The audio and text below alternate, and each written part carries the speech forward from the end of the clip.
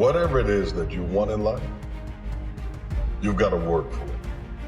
And if you put in the work, the thing that you wanted will automatically appear. Because work manifests results. The results that you have are a direct correlation between the work you put in. If you don't like the results, then clock back in. There's more time on the clock. There's still things to be had. Who are you when the lights turn off? When the cameras stop recording, when the music fades, or when all the fans have gone home? Who are you when no one is around to tell you what to do or what not to do? Who remains? My character is what remains when I am left with no one else but the man looking back at me in the mirror. Every day presents an opportunity to practice your character, to practice integrity. And I think most people want to believe that there's all of these secrets to winning, because as long as it's secretive and they don't do it, then they've got an excuse as to why they haven't won. But what if the truth is, there really aren't any secrets? There just really aren't. That we all sort of really know what we need to do to win. But what it comes down to, that little thing, that separator that's too scary to talk about, is our willingness to do those things and the consistency with which we do them.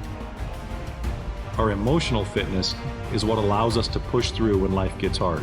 The emotional fitness in us is the thing that continues to drive us forward when something else is trying to push us back. My emotional fitness is the thing that if I focus on and get in the right place, it will pull me through the opportunities that are created throughout your life. So when that stuff happens, and it's going to because the enemy gets a vote,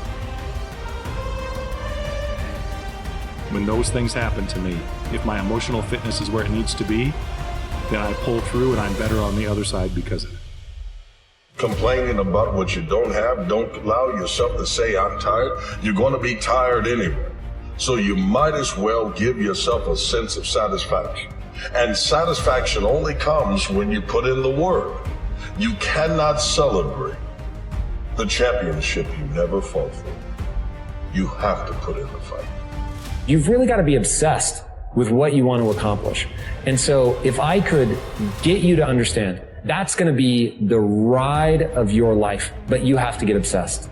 And the only reason that obsession is fun is because you actually know you're going to make progress.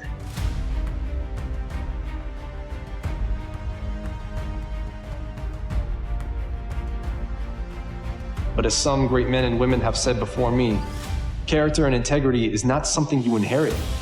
These are things you practice. These are muscles that can be trained, disciplines that can and should be followed. See, we are all made for greatness.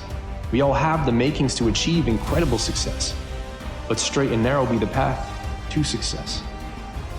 And fewer there be that choose to walk it. Why is the path so narrow? Because the temptation to abandon one's character, to be the ideal in the public eye and a puppet when the curtain closes, is ever present.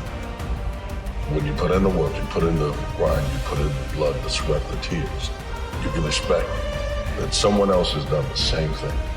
But the one who outworks the other, the one who will finish a round in a flurry, the one who will put in that time. It's the work that brings about the result. Think, operate, move with purpose and intentionality. Remember that there's a game plan and that this is not about a sprint. It's about the marathon of life.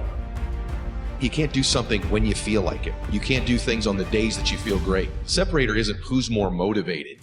It's what do you do on the days that you are not motivated, that you are not inspired? Do you have the habits and rituals and disciplines, the guts, the grit, frankly, to step up and do the things that you know you need to do all the time, not some of the time? And when you stack up those all the times, those are the inches that you fight for that separate the greats from the average, the ones that become the best ever, the GOATs in their industry.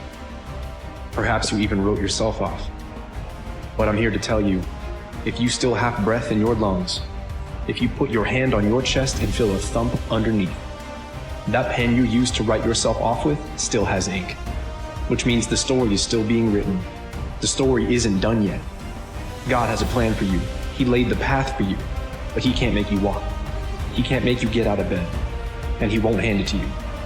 You have to be the one to pick up the pen and write. Write the story of your life using the gifts placed within you. That voice quietly calling you, you answer it by using your gifts. You'll never get what you want out of life. You're never going to accomplish the things that you want unless you are obsessed. Obsession will hurt and it will be unhealthy unless you realize that you can get better. Far better to focus on, did I leave it all out on the field today? Value yourself for how hard you went after something, not for what you accomplished. And then let yourself get obsessed with something. When you finally get to the destination, you'll be thankful for the work